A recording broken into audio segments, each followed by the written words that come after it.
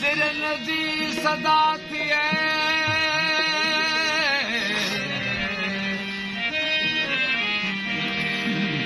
सिरन जी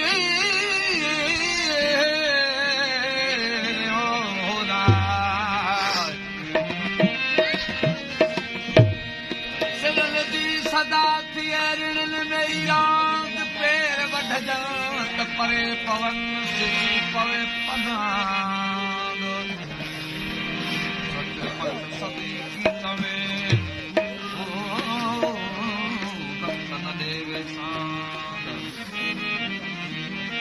आयो थी हंध करे